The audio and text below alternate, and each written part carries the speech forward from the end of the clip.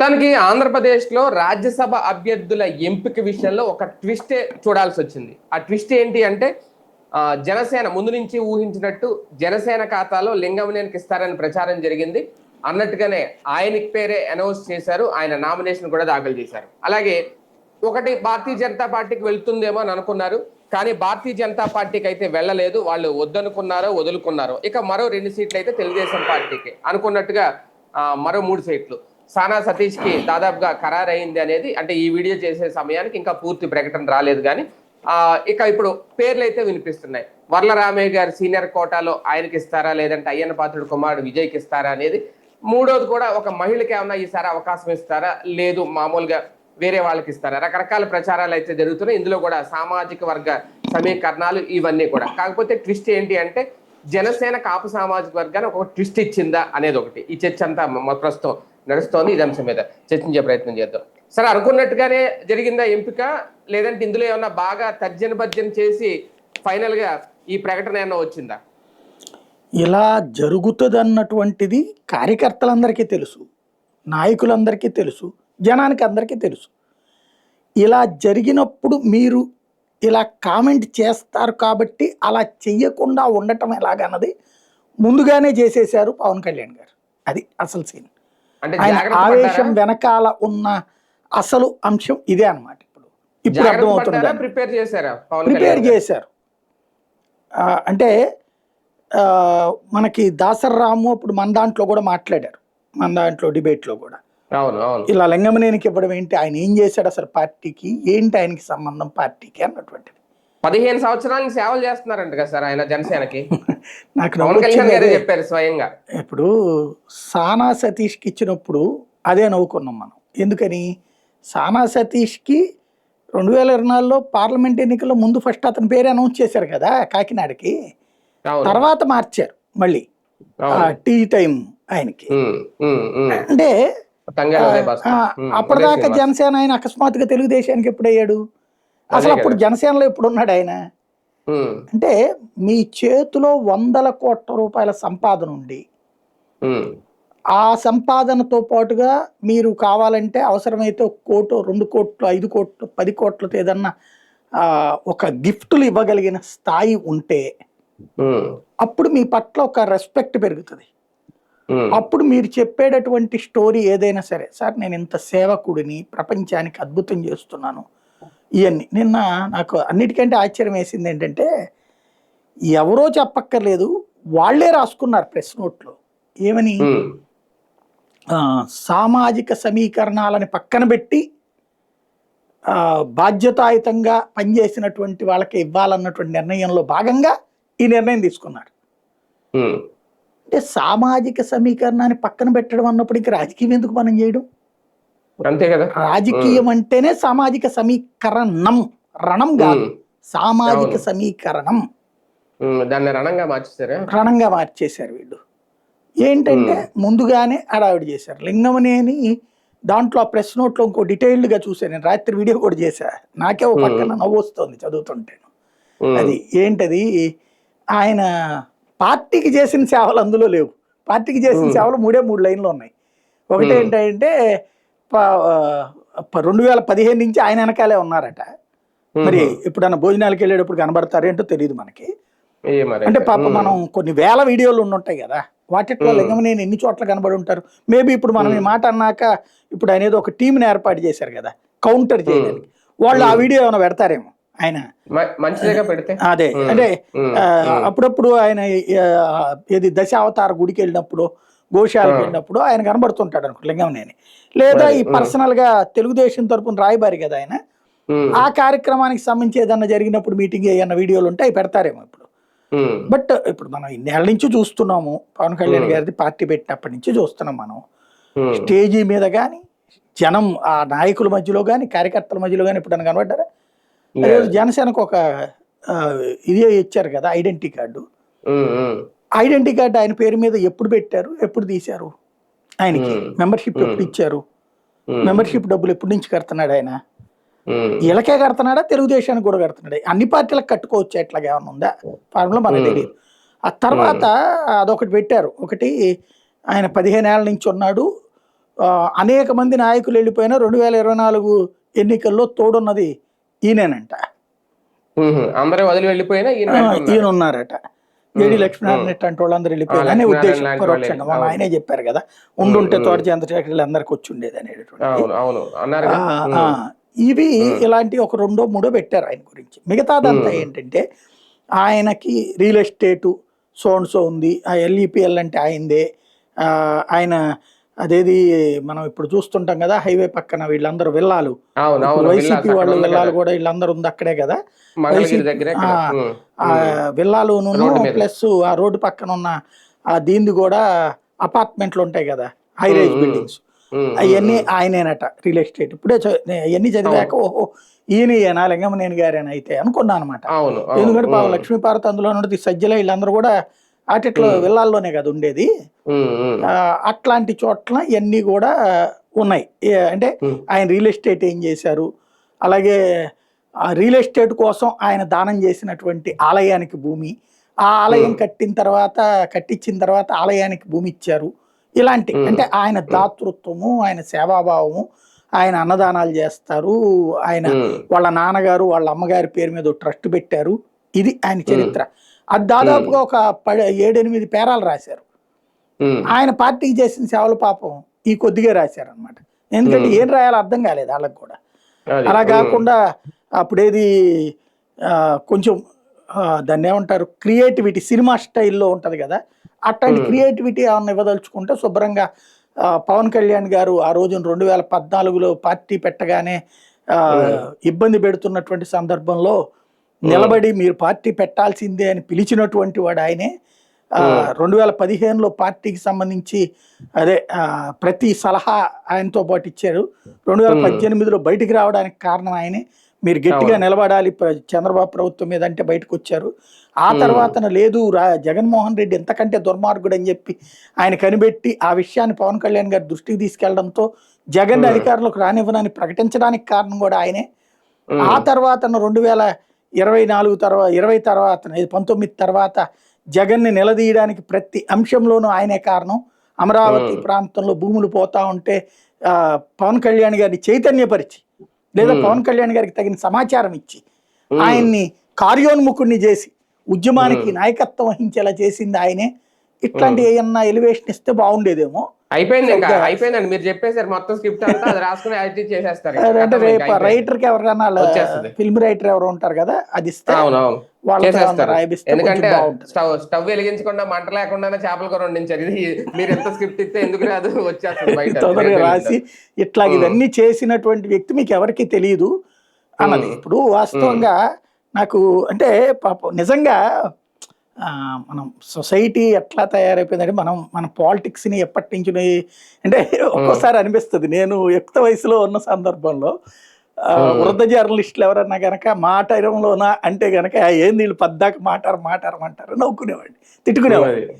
ఇవాళ నేను అనేటప్పుడు మళ్ళీ నా యంగ్స్టర్ గుర్తుకొచ్చి మళ్ళీ నేనే అనుకుంటా ఇప్పుడు నా వయసులో అన్నప్పుడు. ఎందుకంటే అప్పుడున్న పాలిటిక్స్ ఇప్పుడున్న పాలిటిక్స్ వస్తే అప్పుడే సోషల్ మీడియాలో ఇవన్నీ లేవు. ఇప్పుడు ఇందులో కామెంట్లు చూస్తే నాకు నవ్వు వచ్చింది అనమాట. ఎవరో వీరాభిమాని లేకపోతే ఆ పార్టీకి సంబంధించిన ఆయన పెట్టారు ఇట్లాగా 15 ఏళ్ల నుంచి కష్టపడ్డటువంటి ఆయనకి 2015 నుంచి కష్టపడ్డ ఆయనకి ఇచ్చారని. అలా ఎందుకన్నా ఈ నాటకాలని ఒక అతను, ఇంకతనేమో లేదు జగన్ గారు, ఇదే పదం జగన్ గారు ఆయన ఎవరు పరిమళత్వానికి ఇవ్వలేదా అని. అతనేమేట చెప్పుకోలేదు కదా, పార్టీ కోసం కష్టపడ్డాడని చెప్పుకోలేదు. అది నేను అనేది పరిమళత్వం అనేది అతను ముందే చెప్పింది ఏంది, బీజేపీకి వాటా రిలయన్స్ అంబానీ వచ్చాడు పెట్టుబడుల కోసం నేను ఒక సీటు త్యాగం చేస్తున్నాను అన్నాడు. అంబానీ కూడా 5 పైసలు డబ్బులు ఏమి ఇవ్వలేదు అని కూడా చెప్పాడు కదా. పరిమళత్వాన్ని నేను చెప్పాడు, డబ్బులు కూడా వద్దన్నాడు, సర్వీస్ చేద్దాం అన్నాడు, మాకు పెట్టి ఇన్వెస్ట్ చేయమన్నాడు. అతను ఇన్వెస్ట్మెంట్స్ అతనే తెచ్చిందా కొన్ని ఈ కడపలో ఫ్యాక్టరీలకు కానీ ఆ సోలార్ పవర్ ప్లాంట్లు అట్లాంటి వాళ్ళని పిలిపించుకుంది అతనే. అదానిది అంటే సరే జగన్ కి డైరెక్ట్ కాంట్రాక్ట్ ఉంది అనుకోండి గౌతమ్ అదానితో. అనేక మంది పారిశ్రామికతను పట్టుకొచ్చాడు మన దగ్గర, సోలార్ పవర్ ప్లాంట్ల దగ్గర నుంచి అనేక పవర్ దీనికి సంబంధించినట్టు. కాబట్టి అతను అది కోరుకున్నాడు. అతను చెప్పాడు ఇక్కడ వీళ్ళట్ట కాదు కదా మా కార్యకర్త అంటున్నారు, అది విశేషం. రెండవది ఏంటంటే ఇంకొకళ్ళేమో పార్టీకి బ్యాక్ బోన్స్ గా కొంతమంది ఉంటారు ఆర్థికంగా. ఆ మాట జగన్ పవన్ కళ్యాణ్ గారిని చెప్పానండి, నాకు ఈయన ఆర్థికంగా సాయం చేశాడని. అది పరువు తీయడం కదా మన నాయకుడిని. ఆర్థికంగా నిలబడ్డాడు అంటే డబ్బులు ఇస్తున్నాడని. రెండోది, మూడోది వచ్చేటప్పటికి ఇంకో పదవి ఏదో విన్నా. అంటే ఆ కామెంట్లు చూస్తుంటే పరిపక్వత అపరిపక్వత లేకపోతే తెలివితేటల కవర్ చేసుకోవడానికి కుర్రోళ్ళు కదా పాపం, అవినీతిని వాళ్ళకి నచ్చదు. కానీ మనం ఆయన చెప్పినట్టుగా పవన్ కళ్యాణ్ గారు చెప్పినట్టుగా మనం అన్ని వదిలేసి ఆయనే దేవుడు అని మనం, ఈవెన్ నాగబాబు గారు కూడా రోజు మోటివేట్ చేస్తున్నారు. అదే సైకలాజికల్ కౌన్సిలింగ్ ఇవ్వడం అంటారు, హిప్నటైజ్ చేస్తుంటారు. ఆయనే నాయకుడు, ఆయన ఎలా చెప్తే అట్లా నడిస్తేనే అని. ప్రకాష్ రాజ్ ఏమో దానికి ఫీల్ అయిపోతా ఉంటాడు, నేను క్వశ్చన్లు ఎత్తుంటాను మధ్యలో మీరేంటి అనేటువంటి. కాబట్టి ఈ నడుస్తూ ఉంటది ఈ వ్యవస్థ అంతా. చూస్తున్నప్పుడు మనం అవుట్ ఆఫ్ జర్నలిజం ఫీల్డ్ అయితే గనక ఇదేదో దాంట్లో ఎవరో ఒకరి వైపు ఆలోచిస్తాం. జర్నలిజం ఫీల్డ్లో ఉండడం వల్ల ఇందులో ఉన్నటువంటి పాయింట్స్ అన్ని చూసినప్పుడు ఏమిటో ఈ రాజకీయం అర్థంగా. ఇప్పుడు ఇంకొకటి, మనకి ఆఫీస్ కానీ పవన్ గారి ఇల్లు కానీ అవన్నీ ఆయన కాదో చూసిందని ఒకళ్ళు పెట్టారు. అవన్నీ డబ్బులు పెట్టుకున్నాం. ఇంతకుముందు అదే ఆరోపణ వైసీపీ వాళ్ళు చేశారు, లింగమనేని చేత టీడీపీ ఇచ్చింది గిఫ్ట్ కానీ అనగానే వాళ్ళని పేటీఎం గాళ్ళు లేకపోతే దుర్మార్గులు రాక్షసులు ఇట్లాంటి తప్పుడు ప్రచారం చేస్తారు. మావాడు వీరుడు, మావాడు దేవుడు, రూపాయి కష్టపడి సంపాదించుకుంటాడు, చెమటోటి సంపాదించి సినిమాల్లో వచ్చిన డబ్బులతోనే కొంటాడు కానీ ఆయన ఇట్లాంటిది కాదంటూ. అప్పుడు ఏదో 25 లక్షలకు 30 లక్షలకు స్థలం కొన్నాడు అన్నప్పుడు నేను చెప్పా, 25 లక్షలకు 30 లక్షలకు ఆ పక్కన ఎవరికైనా ఇస్తారు ఇంకా అనుకోండి, ఎక్కువే అవుతుంది. కాకపోతే పవన్ కళ్యాణ్ ఫ్రీగా ఇచ్చినా తప్పేం లేదు. ఎందుకంటే పవన్ కళ్యాణ్ ఆఫీస్ పక్కన స్థలం అంటే రేట్ ఎక్కువ అమ్ముకోవచ్చు కదా, అప్పుడు మామూలుగా ఉండే రేట్ కంటే ఎక్కువ రేట్ వస్తుంది అప్పుడు. అట్లాగే పవన్ కళ్యాణ్ ఇంటి పక్కన ఇల్లు అంటే ఆటోమేటిక్ గా కాస్ట్లీ అవుతుంది. అట్లాంటిది ఏదన్నా చెప్పుకోండి అయ్యా అని అప్పట్లో నేను ప్రస్తావించా. ఇప్పుడు ఎప్పుడు ఆ రోజుల్లో జరిగినటువంటి నాకు అవన్నీ గుర్తుకొచ్చినాయి ఇదంతా చూస్తే. మనకు కూడా ఇంకొకటి, కాపు సామాజిక వర్గాన్ని మరొకసారి డీలా పడేలా చేసింది ఈ నిర్ణయం. ఓకే, ముందు నుంచి ఆయన మొదటి నుంచి నేను ఒక్కలానికే పరిమితం కాదు, ఒక్కలానికే నాయకుడు కాదు ఇవన్నీ అంటా ఉన్నా, దాని మీదే కొంచెం వ్యతిరేకత వ్యక్తం చేశారు కొంతమంది. ఇప్పుడు ఈ నిర్ణయం తీసుకుంటే ఇంకా రగిలిపోతారా? వెనకాల మీరు మళ్ళీ మ్యూజిక్ బిగిన్ అవుతుంది ఇక్కడ మీరు ఇప్పుడు అన్న పాయింట్కి. ఎందుకంటే ఒక కమిటీని అందుకే వేశారు ప్రత్యేకించి, ఈ మాట వస్తుందని. ఈ కమిటీ ఎందుకు వేశారు? దీన్ని ఎదుర్కోవడానికి, ఈ మాట ఎదుర్కోవడానికి. అదే ముందుగానే వేసేసారు. ఇక్కడ బేసిక్ సమస్య ఏంటంటే ఒక ప్రచారంలోకి తెచ్చారు. ఎవరు? నరసింహారావు గారు, బండారు నరసింహారావు గారు, మచిలీపట్నానికి సంబంధించిన ఆయన అనేది. నేను మొన్న కూడా చెప్పా, జనసేనకు సంబంధించిన వీర కార్యకర్తలు, వీర నాయకులు కొంతమంది ఒక పాయింట్ రైజ్ చేశారు.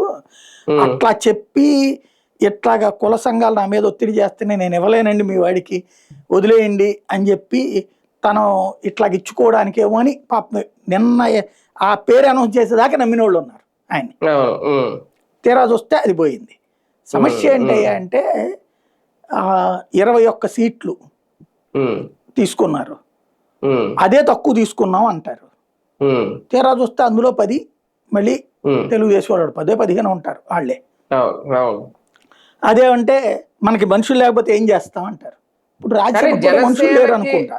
జనసేనకు వచ్చిన తొలి రాజ్యసభ సీటు, అది కూడా జనసేన పార్టీ పెట్టిన తొలి రాజ్యసభ సీటు వదిలేసుకున్నారా, లేదంటే బాబు గారి కోసం ఈయన త్యాగం చేశారా? అంటే ఆ కోణంలో చూసినప్పుడు ఫ్యూచర్ లో మనం ఇదివరకు మాట్లాడుకునేటప్పుడు అనేవాళ్ళం బీజేపీ వాళ్ళది, బీజేపీ టీ టీం అంటే Telugu Desam team, BJP Y team అంటే వైసీపీ టీం అని. జనసేనలో మాత్రం రెండే, జనసేన ఓ టీం అంటే ఒరిజినల్ టీం పవన్ కళ్యాణ్ గారి, జనసేన టీ టీం అని ఇంకొకటి రాసుకోవాలి, తెలుగుదేశం టీం. ఇది జనసేన తెలుగుదేశం టీం అంతే అంతే అంతే. ఇది అంతకు మించి ఇక్కడ సమస్యల్లో ఏంటంటే పవన్ కళ్యాణ్ గారి 10-15 రోజుల ఆవేశము, ఇది నిర్ణయం తీసుకోక తప్పదు, రేపు కుల సంఘాలు ప్రస్తావించక తప్పదు. నేను పవన్ కళ్యాణ్ గారిని మనస్ఫూర్తిగా అభినందించేది ఏంటంటే, ఈ నిర్ణయం కనుక అకస్మాత్తుగా తీసుకుని ఉంటే పవన్ కళ్యాణ్ గారి హై ఫై సృష్టించడం, హై వైఫై టైప్ లో ఒక హడావిడి సృష్టించకుండా ఉంటుంటే ఇవాళ ఫుట్బాల్ ఆడేసేవాళ్ళు సొంత కార్యకర్తలు, సొంత నాయకులు దారుణంగా తిట్టిపోసేవాళ్ళు. పవన్ కళ్యాణ్ గారి ఈ 10 రోజుల పోరాటం ఫలించింది. ఇవాళ చూస్తే కామెంట్లలో 100కి 90 మంది తప్పేముంది, సినిమా అదేది బ్రహ్మానందంది ఒకటి ఉంటది కదా, జూనియర్ ఎన్టీఆర్ నయనతార ఏమో జూనియర్ ఎన్టీఆర్ పెళ్లి చేసుకుంటానంటే అమ్మాయికి మొదటి నుంచి పోషిస్తాడు బ్రహ్మానందం, అదుర్సు దాంట్లో అందరూనేమో ఏది ఇతను మొత్తం బ్రాహ్మణ సైన్యాన్ని అంతా పట్టుకుని వస్తాడు. అప్పుడు అందరూనేమో వాళ్ళ అమ్మని పెళ్లి చేసుకుంటానంటే ఏదో అవకాశం ఇస్తానంటే నువ్వేంటి అంటే అదేంది గురువు గారు మీరు గనక వాళ్ళ అమ్మని అన్నారా అంటే కాదు కాదు నేను అందే అమ్మాయినారా నీకు ఎట్లా అర్థమైంది అన్నట్టుంది ఈ కథ. బేసిక్ గా ఏంది అంటే ఆయన ఉద్దేశం లింగమనేని, కానీ ఆ పార్టీలో వాడే అని నమ్మడం కోసం ఆ మధ్యన ఒక డైలాగ్ కూడా వేశారు ఈ గొడవల్లోనే, లింగమనేని నాదెళ్ల లాంటి వాళ్ళు నా వెనకాల ఉన్నారు అని. అంటే అప్పుడే అర్థమైపోయింది నాబాటు వాళ్ళకి. అంటే మొట్టమొదట నేను దాదాపుగా ఒక 1 month బ్యాక్ 2 months బ్యాక్ పెట్టా వీడియో, లింగమనేనికి జనసేన నుంచి ఇస్తున్నారు. వెంటనే మనకి పేటిఎం డబ్బులు వేశారు వీళ్ళు, పేటిఎంలు లేకపోతే నువ్వు దుర్మార్గుడివి వాడికి అమ్ముడు పోతా వీడికి అమ్ముడు పోతా సరే మనకు వచ్చిన సమాచారం మనం మాట్లాడాం. ఈ మారతారేమో చాలా గొప్పగా అంటే ఈ కాంట్రవర్సీ వస్తే మారతారేమో అనుకున్నా. ఫైనల్ గా వచ్చేటప్పటికి మనకు వచ్చిన సమాచారం విశ్వసనీయమైన సమాచారం కరెక్టే అని తేలింది అనమాట. ఫైనల్ గా టీడీపీదే పై చేయింది అంతేగా.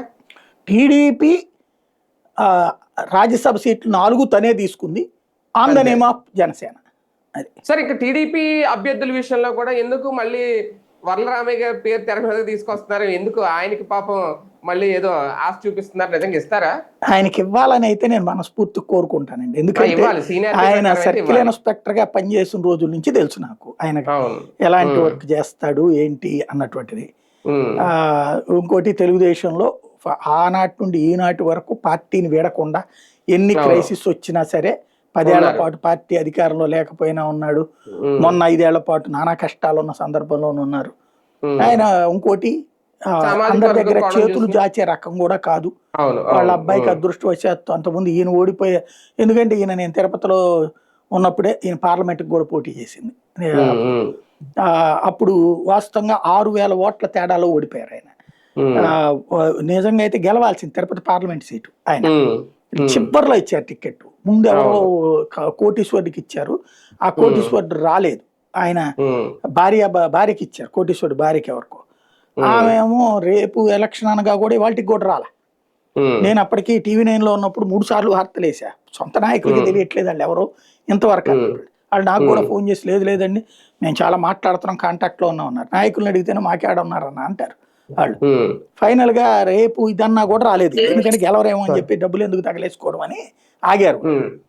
ఆ తర్వాత ఇవాళ నామినేషన్ లాస్ట్ రోజు అనగా పొత్తులు ఇచ్చారు ఈయనకి టికెట్, పరిగెత్తుకుంటూ వచ్చి నెల్లూరులో వేయాల్సి వచ్చింది నామినేషన్. అదే కనుక ఇంకొక 4 రోజులు ముందు ఇచ్చుంటే గ్యారంటీ తిరుపతి పార్లమెంట్ గెలిచి ఉండేవాళ్ళు ఆ రోజున. తిరుపతి చిత్తూరు ఈయన కదా, అలాంటి సిచ్యువేషన్ అనమాట. అక్కడ నష్టపోయారు ఆయన. అట్లాగే పామర్ ఇచ్చినప్పుడు నష్టపోయారు. ఇప్పుడు వాళ్ళ అబ్బాయి గెలిచాడు అనుకోండి సార్ అదృష్టవశాత్తు. ఆయనకి రాజ్యసభ ఇస్తే గనక, ఎందుకంటే 3 సార్లు నోటి దాకా వచ్చిపోయినటువంటి మంచిదే ఆయనకి ఇస్తే గనక.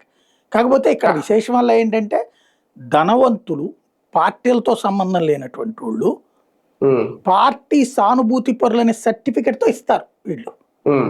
సానా సతీష్ అంతే, ఇప్పుడు ఆయన పేరేంటి భాష్యం రామకృష్ణ అంతే. భాష్యం రామకృష్ణ ఏంటి ఆయనకి సంబంధం, మరో నారాయణ అంతే కదా. నారాయణ నయం ప్రత్యక్ష రాజకీయాల్లో గెలిచి మంత్రి అయ్యాడు. అవును గెలిచారు ఆయన. ఈయన పరోక్ష రాజకీయం. ఏంటంటే డబ్బులు ఉన్నాయి, పార్టీకి ఇస్తారా ఇస్తారు, పార్టీకి 10 రూపాయలు ఇస్తే వేరే ప్రయోజనమే అన్నటువంటి ఫీలింగే వస్తుంది జనానికి.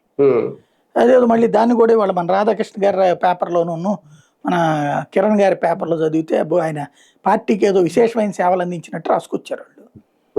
అంటే అక్కడ ఏం లేదు, మనోడైతే గనక ఎట్టయినా రాసి అల్లే ఇచ్చిన అనమాట.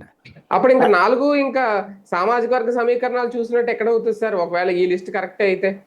అంటే ఇప్పుడు లెక్క ప్రకారం 3 అయితే గనక 3 అంటే మీకు దాదాపుగా తెలుగుదేశంలో BC SC STకి రేరెస్ట్ ఆఫ్ రేర్ అండి రాజ్యసభ. అంటే రామయ్య గారికి ఇస్తే ఓకే, అదే అనేది ఇస్తే ఒకటి వచ్చినట్టు అప్పుడైనా 4 అంతే కదా. ఎప్పుడైనా మీకు అంతే ఉంటది కదా, ఎప్పుడో ఒక్కసారి ఇస్తుంటారు బీసీకి ఎస్సీకు అంతే. అలా మొత్తం లిస్టు చూడండి, ఇన్నేళ్ల చరిత్రలో రాజ్యసభ స్థానాలు ఎంతమందికి ఇచ్చారు అన్నటువంటిది. అదేమంటే వాళ్ళు ఏమంటారంటే ఈ రిజర్వేషన్ ఇవన్నీ గ్రౌండ్లో ఎట్లాగో పాటిస్తారు కదా బీసీ ఎస్సీ ఎస్టీ, ఓసీలకి దొరకదు కాబట్టి వీళ్ళు జనంలో తిరిగి ప్రచారం చేయలేరు కాబట్టి ఇట్లాంటివి ఇస్తాను. ఇంకోటి రాజ్యసభ అంటే ఇందాక చూశాను, నిజంగా మనము వైట్ పేపర్ లాగా ఉంటే మాత్రం వీటితో మోటివేట్ అయిపోయి మనం చాలా చదువుకోవచ్చు అండి, చాలా నేర్చేసుకోవచ్చు. ఒకళ్ళు పెట్టారనమాట, అసలు రాజ్యసభ అంటే ఎలాంటి వాళ్ళు ఉండాలి, విద్యావంతులు, మేధావులు, వివిధ రంగాల నిపుణులు, చక్కగా కూర్చుని సలహాలు ఇచ్చేటటువంటి వాళ్ళు, బాధ్యతయుతంగా వివరించే వాళ్ళకే కదా ఇచ్చింది. ఇప్పుడు సానా సతీష్ లాంటి అద్భుతమైన వ్యక్తి, నిపుణుడు, భాష్యం రామకృష్ణ గారి లాంటి నిపుణుడు, లింగమనేని గారి లాంటి నిపుణుడు, రియల్ ఎస్టేట్ విద్యా నిపుణులకు ఇచ్చేశారట. ఇది అసలు నెక్స్ట్ పుస్తకంలో రాయొచ్చు, ఆర్థిక నైపుణ్యం గ్రీన్ పుస్తకంలో రాయొచ్చు. వివిధ రంగాల నిపుణులకు ఇచ్చినటువంటి, అంటే తెలుగుదేశం అంటే చాలా గొప్ప పార్టీ, ఎలాంటి స్థాయి వాళ్ళకి ఇవ్వాలి అని రాజ్యసభలో అనుకుంటారో అలాంటి వాళ్ళని ఎతికి పట్టుకుని తెచ్చి మరీ ఇస్తుంది. అది మనం దాంట్లో గొప్పగా చెప్పుకోవచ్చు అనమాట. అట్లాగే అందులో సార్ ఈ ఆశావహుల రద్దీలో వెనకబడిపోయిందా భారతీయ జనతా పార్టీ, లేదంటే త్యాగం చేసేసిందా? మేబీ అక్కడ ఏదో ఒక కమ్యూనికేషన్ గ్యాప్ వచ్చిందా అధినాయకత్వానికి, రాష్ట్రాల్లో ఉన్నటువంటి కూటమికి అని డౌట్ వచ్చింది నాకు. ఒకటి, చంద్రబాబు తనంతట తనే ఇవ్వాలని వాళ్ళంటే వాళ్ళు అందుకని వెయిట్ చేశారా, లేదు వాళ్ళు అడిగితే అప్పుడు ఇద్దాంలే అని ఈయన వాళ్ళకి. ఎందుకంటే ఇప్పుడు పవన్ కళ్యాణ్ వీళ్ళ పార్టీ తరపున ఇచ్చిన ప్రెస్ నోట్ చూస్తే నామినేటెడ్ పదవుల్లో మనకి వాటా అన్నాము, అందులో భాగంగా వాస్తవంగా నామినేటెడ్ అంత వాటా ఇచ్చారా? అప్పుడు చెప్పింది ఏంటి, 33% ఇచ్చారా అసలు ఎక్కడన్నా? మన సొంత కుల సంఘాల వాళ్ళు అడిగింది అదే కదా, అందుకే కదా వాళ్ళని తిట్టిపోసింది. ఇప్పుడు దాన్ని కన్విన్స్ చేయడానికి 4 ఒకటి చొప్పున 3 టర్మ్స్లో 3 రాజ్యసభలు వస్తాయి మనకి, అందులో భాగంగా తీసుకున్నామని చెప్పారు.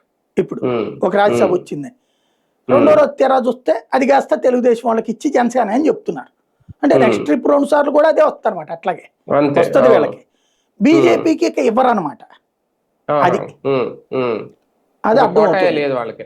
మొన్న ఇచ్చిన ఎందుకు ఇచ్చారంటే బలవంతపు రాజీనామాలు చేయించింది బీజేపీ కాబట్టి, ఆ 4 2 బీజేపీకి వాళ్ళే తీసుకున్నారు బలవంతంగా.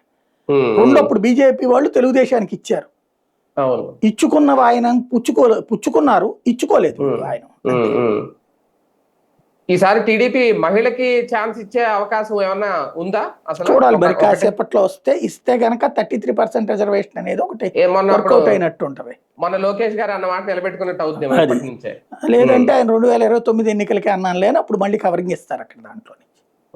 అవును లిస్ట్ ఏది ఏమైనా డామినేషన్ లేదంటే పై చేయో అగ్రస్థానం టీడీపీదే ఈ కూటమిలో, ఇంకంతేగా. డామినేషన్ ఉంది మొత్తం వాళ్ళదే అక్కడ, ఇంకా వాళ్ళదే. అది అంటే మిగిలిన పార్టీలు మాట్లాడినవ్వకుండా టీడీపీ బ్రాకెట్ లో జే అంతే. అది ఇక్కడ బి, దాన్ని ఏమంటారు, జేఎస్పీ బ్రాకెట్ లో టీ. అది అవును రైట్ చూద్దాం. మొత్తానికి ఈ వీడియో మేము రికార్డ్ చేసే సమయానికైతే ఇంకా పూర్తిగా లిస్ట్ అయితే రాలేదు తెలుగుదేశం పార్టీ నుంచి. జనసేన ఆల్రెడీ కన్ఫర్మ్ అయిపోయింది కాబట్టి ఆయన నామినేషన్ కూడా వేసేసారు కాబట్టి ఓకే. ఇంకా ఏం జరుగుద్ది భవిష్యత్తులో ఈ రాజకీయాలు ఎలా ఉండబోతున్నాయి ఆంధ్రప్రదేశ్లో?